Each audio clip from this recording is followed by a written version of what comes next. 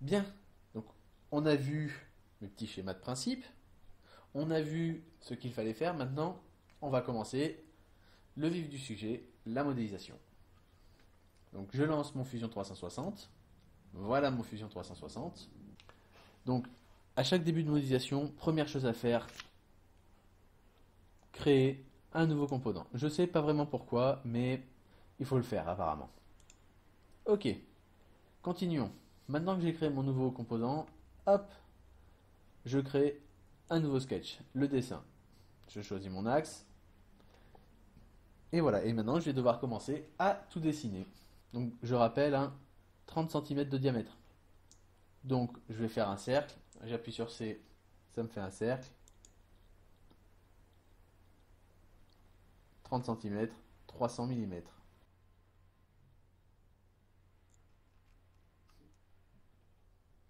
Et voilà, donc là j'ai la base de mon plateau. Donc maintenant je vais le couper en 4, tout simplement. Bien, donc ça c'est la partie de base. Maintenant, je vais dessiner le cercle central. Sachant que je vais m'inspirer des coupleurs classiques que l'on a en impression 3D pour faire mon coupleur et que ces coupleurs font 2 cm de diamètre, je vais faire tracer la base de mon coupleur à 2 cm. Donc, je vais faire ma partie centrale, allez, à 40. Voilà, toute bête. Maintenant, je sais aussi que le diamètre intérieur du coupleur, il est de 5 mm. Voilà. Donc comme ça, j'ai tous mes cercles de tracé. Ici, on a le coupleur. Ici, le cercle qui reste. Et ici, le diamètre intérieur du coupleur, donc le trou qu'il va y avoir. Donc si vous voulez, ici on a une partie, ici on a une partie, ici on a une partie. Et toute cette partie-là, c'est la quatrième partie sur mon schéma. Alors, je pourrais me contenter là d'extruder tout simplement mon modèle. J'ai toutes mes parties qui sont dessinées, les bases en tout cas. Mais je n'aurai pas mon système de superposition qui me permettra de mettre les vis. Et ce système de superposition, je ne peux pas le faire n'importe comment. Ça va être la partie intéressante en fait de la modélisation, parce que jusqu'à présent, je ne vais pas vous le cacher, j'ai pas fait grand chose. Donc là, tout simplement, qu'est-ce qu'on a? On a nos quatre parties, 1, 2, 3 et avec la quatrième. Et je voudrais faire en sorte que là, j'ai mon système de superposition. Ce système de superposition va être fait en fonction de la taille des vis que je vais utiliser. Donc comme je vous l'ai dit, je vais utiliser des vis type M3 et donc je sais que ces vis de type M3 ont une tête de 5,5 mm. Je sais également que les écrous qui vont sur ces vis ont une longueur maximum de 6 mm environ, un peu plus, 6,02, un truc comme ça. Alors, je sors pas ces valeurs de n'importe où. Je suis allé voir tout simplement sur le site du fabricant pour voir les différentes cotes. Rien de sorcier, hein. Donc je sais que je devrais pouvoir mettre au moins 6 mm, c'est-à-dire l'écrou, puisque c'est le plus gros, donc on va partir avec le plus gros, je devrais pouvoir mettre 6 mm sur cette superposition. Et donc, je ne veux pas juste mettre une superposition de 6 mm, puisque là, ce sera assez limite. Non, je veux que ce soit suffisamment épais pour avoir un petit peu de marge. Donc, je dirais environ 1,5 mm de chaque côté. Donc, 6 mm, on rajoute 1,5 mm de chaque côté, donc ça fait 9 mm. Donc, je veux une superposition qui s'étend sur 9 mm. Si je prends ici, par exemple, sur cette ligne, si je veux 9 mm de superposition, j'aurai 4 mm et demi de chaque côté. 4,5, 4,5. Ça fera 9. Donc maintenant, il va falloir que je trouve un moyen de dessiner ça. Donc là, on va partir sur des fonctions un petit peu intéressantes de la modélisation, même si ça reste des fonctions basiques. C'est-à-dire que pour créer tout simplement des lignes qui sont à 4,5 mm d'une autre ligne, eh bien, je vais utiliser ce qu'on appelle la fonction offset. Donc pour faire l'offset, je vais dans Sketch, Offset. Donc là, j'ai la fenêtre d'offset qui s'affiche. Donc je sélectionne une ligne et je dis de combien je veux le faire. Donc 4,5 mm. Voilà. OK. Et comme ça, j'ai mon offset à 4,5 mm. Si je me déplace, ça va aussi de l'autre côté. Parfait. Je recommence. Je peux appuyer sur O pour aller plus vite. Je resélectionne celle-là. Et là, cette fois, je fais moins 4,5. Voilà. Et je fais la même chose pour cette ligne et pour le cercle intérieur. Allons-y.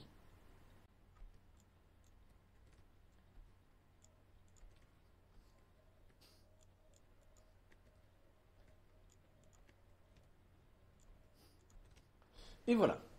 Donc là déjà, on n'y voit pas forcément mieux, mais on sait un petit peu comment c'est. Donc maintenant, comme je vous l'ai dit, l'avantage de faire trois parties identiques, c'est que je n'ai qu'à me préoccuper d'une seule de ces parties. Bien sûr, je pourrais modéliser les trois ici, hein, ça serait pas énormément d'efforts en plus que ce que je vais faire, mais bon, autant faire au plus simple.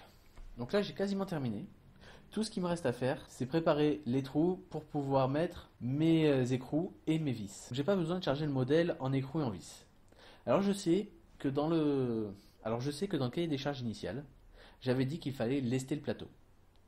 Pourquoi? Tout simplement parce que en discutant avec certaines personnes sur le forum lesimpressions3d.fr il y a quelques mois, j'ai discuté avec quelqu'un sur le chat qui disait en fait qu'il avait imprimé le fameux plateau tournant manuel et qu'il avait un problème avec ce plateau tournant, c'est qu'il était trop léger. Il sautait fréquemment en fait des pas. Donc c'était assez moyen. Du coup, je me suis dit, si j'en fais un, il faut que je l'alourdisse. J'avais pas pensé à ce moment-là, j'avais pas fait le rapprochement, mais je vais utiliser un coupleur. Le coupleur, il sera vissé sur le moteur. Et le coupleur fera partie du plateau, ce qui veut dire que mon plateau sera fixe sur le moteur. Donc je n'aurai pas besoin d'alourdir mon plateau, puisque de toute façon, eh bien, le moteur le tiendra en place, il ne va pas sauter. Le problème avec l'autre modèle, c'était que le plateau était libre. Là, ça ne sera pas le cas, donc je n'ai pas besoin de le lester. Donc on va juste se contenter de mettre quelques vis pour que ça tienne. Donc l'idée, c'est de mettre des vis le long de cette ligne et de mettre une vis à chaque fois le long de cette ligne centrale. Voilà. Pour être sûr que tout tienne correctement. Ces vis vont devoir s'enfoncer parfaitement dans le plateau pour qu'elles ne dépassent pas et qu'elles ne bloquent pas le modèle. De toute façon, je pense qu'au final, je recouvrirai d'une couche de feutre, pas le feutre pour dessiner, hein, mais cette espèce de petite mousse super fine, le plateau. Comme ça fera un support un peu classe et je pourrai mettre la couleur que je veux. Probablement du noir. Non. Mais bon, il faut que ce soit fonctionnel sans. Parce que le but, c'est de faire quelque chose de réplicable rapidement et facilement. Donc, faire au plus simple. Bien, donc on va commencer à tout simplement placer les vis. Alors, comment je vais faire? Je vais tout simplement tracer des lignes pour commencer, pour pouvoir placer les vis à des distances particulières. Donc déjà, j'aimerais savoir un petit peu la longueur que j'ai ici. Donc ce que je vais faire, je vais tout simplement tracer une ligne. Hein. Hop, ligne, et j'ai 125 mm, soit 12,5 cm. Parfait. Donc ce que je voudrais, c'est placer environ une vis tous les 5 cm. Donc je ne vais pas me fatiguer, je trace une ligne, j'appuie sur elle, hop, là je vais à 50, et voilà. Première ligne, deuxième ligne, pareil, 50. Voilà. Bien, donc là j'ai fait mes deux lignes. Je pourrais le faire pour chacun. Hein. Ce serait pas bête. Mais autant voir un petit peu des fonctions sympas. Donc là je vais commencer par placer mes vis. Les vis, on a dit déjà qu'elles faisaient 3 mm de diamètre. Donc je vais faire ces 3 mm. N'oublions pas de prendre en compte la tolérance de la machine. Là, les vis, je vais pouvoir les visser dedans. Donc j'ai pas besoin de faire quelque chose de très large. Si je veux que ça fasse 3 mm de diamètre, je mets 3,05 et puis c'est bon. Voilà. Donc ça, c'est pour le pas de vis. Je recommence ici. Voilà. Là, j'ai les vis. Ensuite, la tête. Là, la tête, je veux qu'elle rentre sans problème. Elle fait 5,5 mm. Je veux qu'elle rentre sans problème, sachant qu'en plus, bien sûr, 5,5 c'est une moyenne, c'est-à-dire qu'il y aura peut-être un peu plus, un peu moins. Donc je ne vais pas me fatiguer, je vais mettre 5,75. Voilà. C'est un peu large, mais on ne sait jamais. Et maintenant, donc je fais la même chose encore une fois ici. 5,75.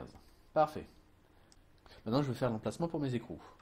Donc les écrous, ce sont des hexagones. Donc on va faire des hexagones. Et comme je vous l'ai dit, au plus long, l'hexagone fait 6 mm environ. Mais attention, parce que quand on va faire un hexagone, en fait, avec Fusion 360, je vais dans Polygone, hop, la valeur que va utiliser tout simplement Fusion 360, alors déjà ce ne sera pas le diamètre mais le rayon, et surtout ce sera sur la partie courte. C'est-à-dire tout simplement la partie, en fait, ce sera sur la partie courte. Donc, la partie courte d'un hexagone, c'est environ 5,5 mm. Donc, on va faire comme pour les vis, on va prendre à 5,75. Là, ça équivaut parfaitement au diamètre précédent, donc pas la peine de se fatiguer. De 875, c'est la moitié de 5,75. Hop, parfait. Je fais la même chose de l'autre côté. Et comme ça, j'ai placé mes vis. Bien, maintenant, je ne vais pas m'arrêter là. Je voudrais les avoir partout. Donc là, j'ai mes deux vis. Avec tout ce qui va bien. Donc, pour les avoir sur chacune des parts, je pourrais tout simplement les refaire ou faire un copier-coller. Mais c'est pas drôle. C'est pas intéressant, on n'apprend pas grand-chose. Donc ce que je vais faire, c'est que je vais les sectionner. Voilà. J'enlève les parties qui ne m'intéressent pas. Voilà, donc il me reste juste ces vis-là. Et maintenant, je vais dans Sketch. Et je vais faire ce qu'on appelle un schéma circulaire. Circular pattern. Donc ça va dupliquer tout simplement ce que j'ai fait. Donc je recule. Le point central, ce sera mon point central. Donc je veux le faire 4 fois parce que là vous voyez il y est 3 fois, une fois, une fois, une fois. J'appuie sur OK et voilà, rien que comme ça, on a nos vis qui sont placées à chaque fois. Donc vous voyez, il suffit vraiment de faire qu'un seul modèle et je peux le répliquer autant de fois que je veux. Donc là c'est bon. Maintenant, je voudrais aussi des vis ici sur ces parties centrales. Donc ce que je vais faire, je vais déjà tracer une ligne avec un angle de 45 degrés. Donc pour choisir l'angle, hop là, par exemple, ici. Je vais avoir mon angle, je vais pouvoir régler correctement mon angle de 45 degrés. Donc j'appuie sur Tab pour passer sur cette fenêtre là, je règle 45, je réappuie sur Tab, ça me verrouille. Donc là j'ai pas besoin que ça aille jusqu'au bout. Ici c'est bon. Échappe. Donc je vais tracer une ligne jusqu'à cette partie là, puisque c'est là que je vais poser ma vis. Hop, voilà. Donc maintenant qu'est-ce que je fais? J'ai mon point d'accroche ici. Et ben je recommence. Le cercle de 3.05. Ok.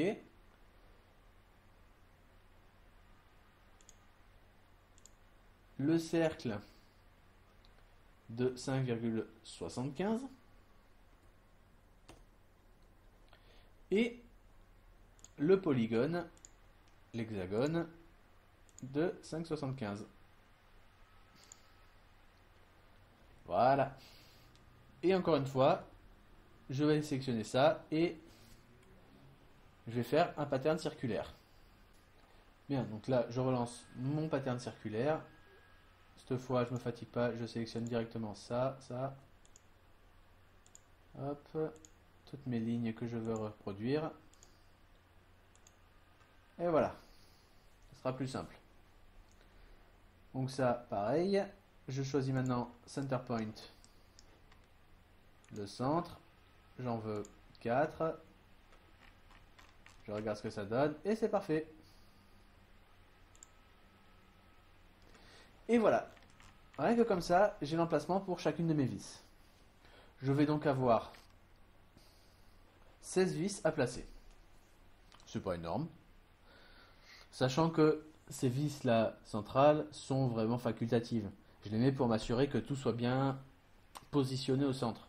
Qu'il n'y ait pas en fait, si vous voulez, d'écart un petit peu de surélèvement d'une partie ou l'autre. Mais bon. Donc là maintenant j'ai fini le sketch. Je n'ai plus rien à ajouter. Bien, donc maintenant j'ai fini mon sketch, je vais pouvoir commencer à extruder. Donc je vais commencer par la partie avec le coupleur.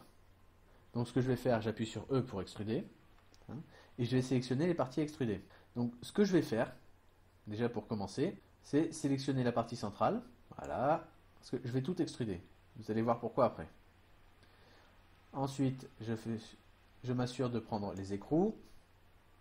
C'est un peu long, mais c'est normal, mon PC n'est pas non plus de première jeunesse. Hop, je sélectionne tout ça, ça, ça et ça, et voilà. Et donc je vais extruder. Point important, donc comme je vous l'ai dit, je vais utiliser des vis de type M3 de 5 mm de long. Donc avec la tête, ça fera 7 mm de long.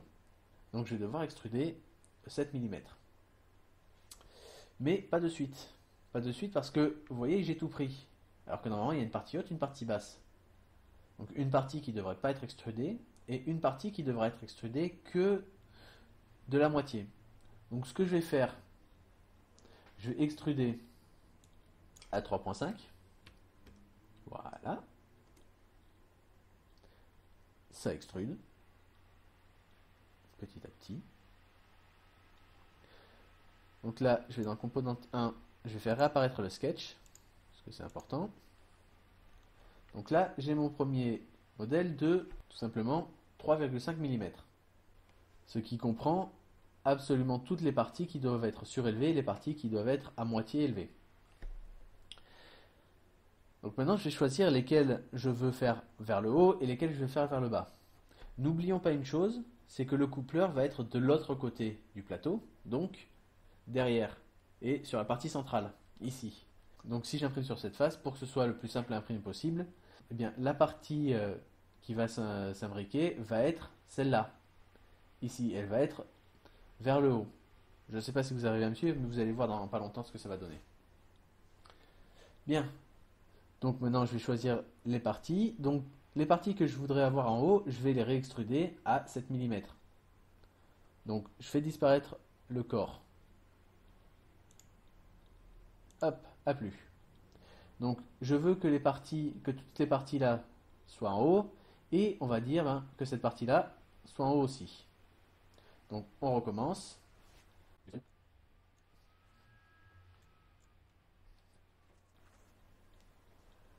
Voilà, donc là j'ai toutes mes parties que je vais devoir extruder à 7 mm. Jusque là vous êtes d'accord. C'est parti. 7 mm. Oui, je fais join. Parce que voilà, si je crée un nouveau corps, il va y avoir deux corps qui vont s'entrechoquer. Donc n'oublions pas que quand je cache un corps, le logiciel ne va pas le reconnaître. C'est-à-dire que si vous voulez créer un trou en extrudant vers le haut et en faisant cut dans un corps que vous avez caché, ça ne marchera pas. Là, je fais join, donc je fais réapparaître le corps. Allez. Voilà.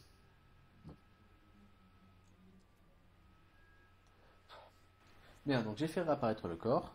Je fais join. Je m'assure que ce soit bien sur join et pas sur new body. Et j'appuie sur OK.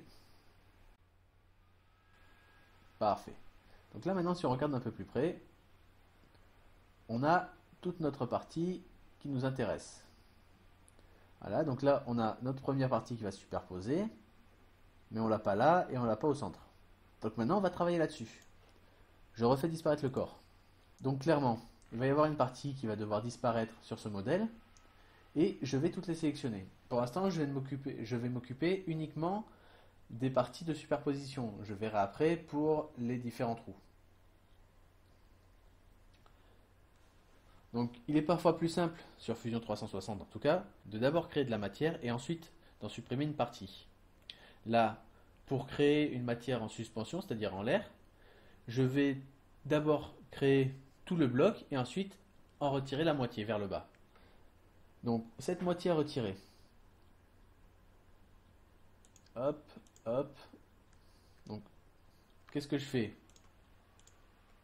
Je vais extruder encore une fois. J'extrude. Bien, donc je sélectionne tout ce que je veux extruder, c'est-à-dire tout ce que je veux faire disparaître au final. Donc tout ça. Voilà. Hop, peut-être pas. Je l'ai fait disparaître pour l'instant parce que ce sera plus simple pour choisir. Donc là, toi. Toi.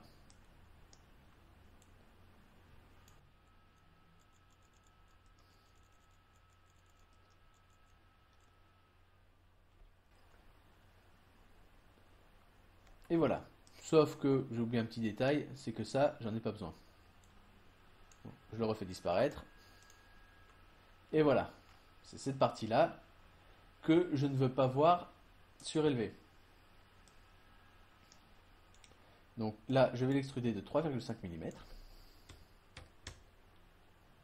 Attention, vous voyez ce petit warning, je crée quelque chose qui n'est pas visible. parce qu'en fait, il y a déjà un corps, donc je vais créer un corps à travers un autre corps, ça va pas le faire. Et comme il ne voit pas le corps précédent, il sait juste qu'il existe, il ne peut pas me proposer de cut, donc de faire couper. Donc je fais réapparaître. Voilà. Et là, ça me propose directement cut. Et j'appuie sur OK. Et maintenant, si on regarde, et ben voilà. Rien que comme ça, j'ai ma pièce centrale. Donc maintenant, qu'est-ce qu'il me reste à faire?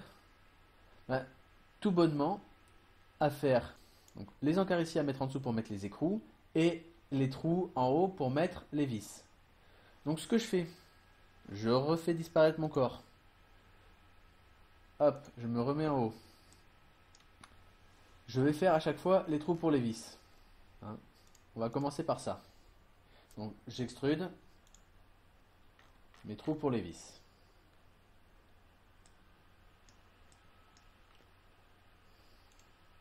On commence par cela. Ils font 3 mm. Ces trous seront de chaque côté à chaque fois. Donc ils seront sur les deux parties, la partie haute et la partie basse. Donc je peux les faire indépendamment du reste. Pour le début en tout cas. Voilà, donc je les extrude à 7 mm.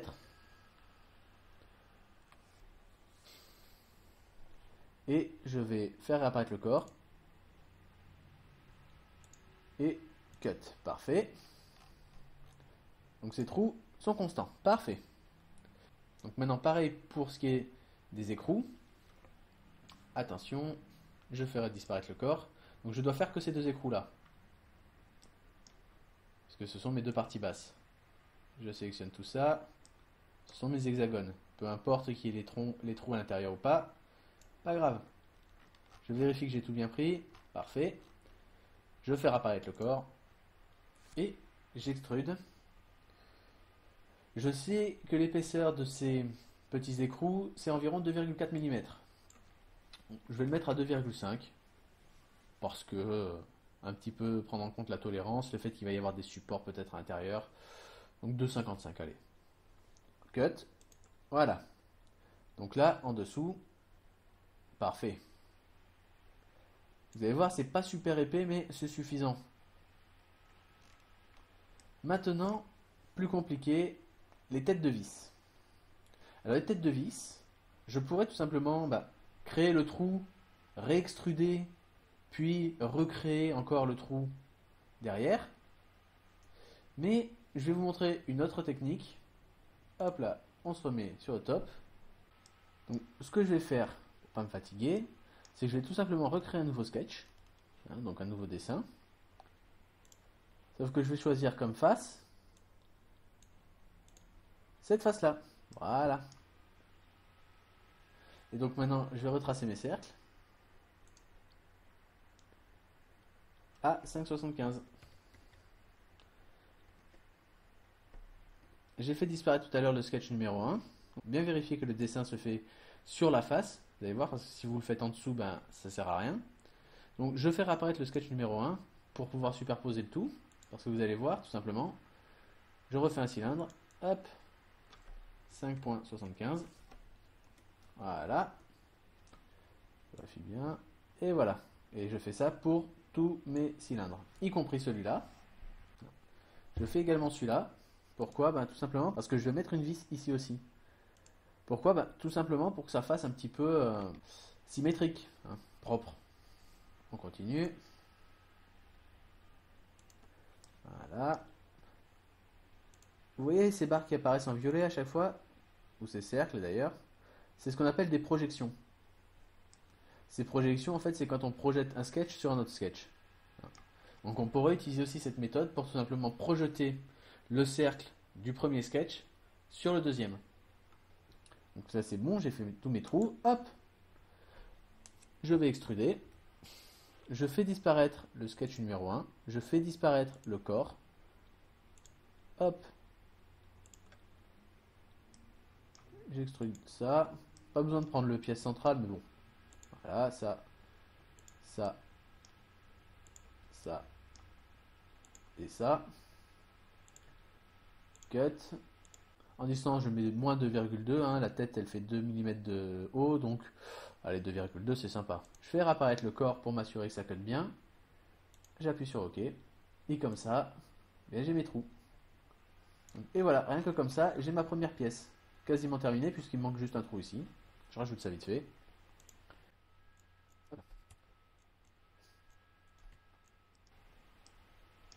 Et voilà. Ma première pièce est terminée. Et pour faire la deuxième, ça sera pas bien différent. D'ailleurs, je vais la faire en accéléré. Je pense pas que vous avez besoin, encore une fois, de toutes les explications. Allons-y.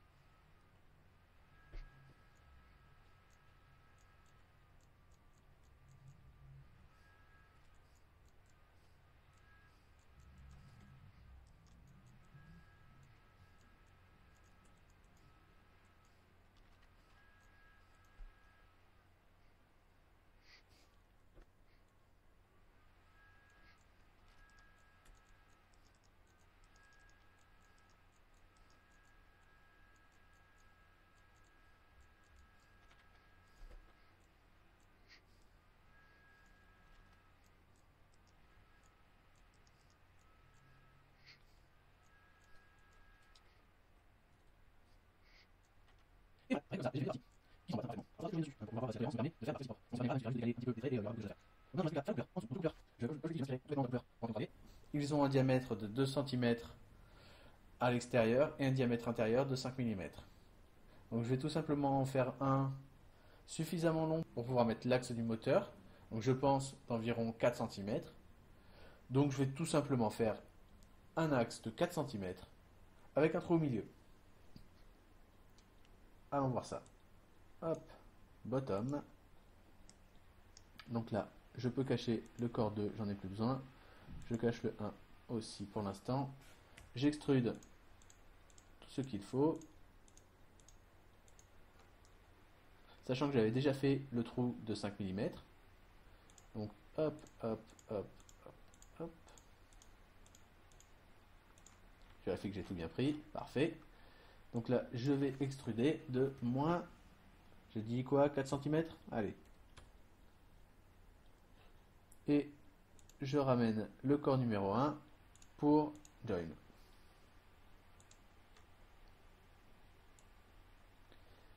Et comme ça, j'ai mon coupleur.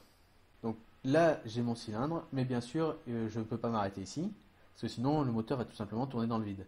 Donc ce qu'il faut maintenant, c'est créer un trou dans lequel je vais mettre une vis qui va venir caler en fait l'axe du moteur pour qu'il entraîne correctement le plateau. Donc je ne vais pas me fatiguer, je vais prendre aussi une vis M3. Et je vais donc faire un trou d'un peu moins de 3 mm, mais vraiment rien, juste pour que je puisse m'assurer que la vis soit bien serrée. Donc pour faire un trou là-dedans, je ne vais pas me fatiguer, je fais Construct et Tangent Plane. Ça va tout simplement me créer un plan par rapport à une tangente d'une face. Donc là, je choisis ma face. Et là, on regarde, je peux visualiser le plan. Il sera vraiment là, parfait.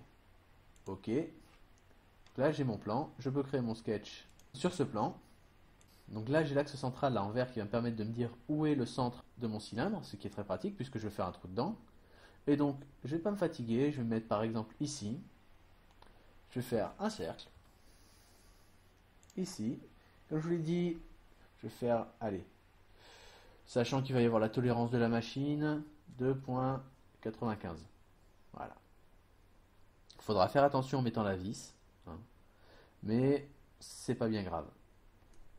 2,95. Et maintenant, j'extrude, je prends ça, je le fais à -4 et cut. Et voilà.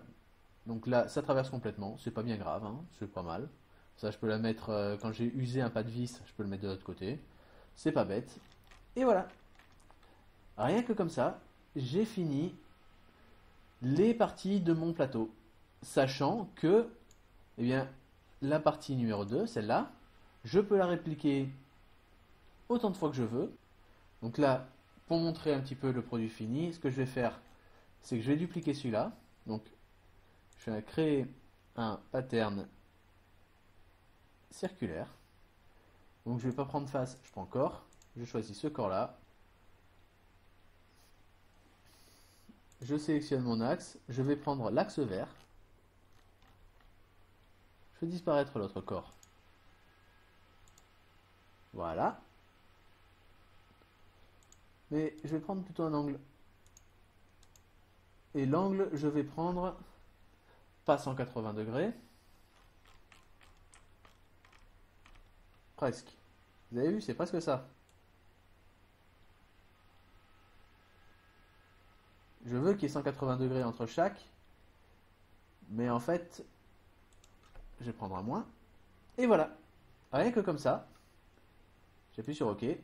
J'ai mes 3 pièces. Et si je fais réapparaître le corps, j'ai mon plateau complet.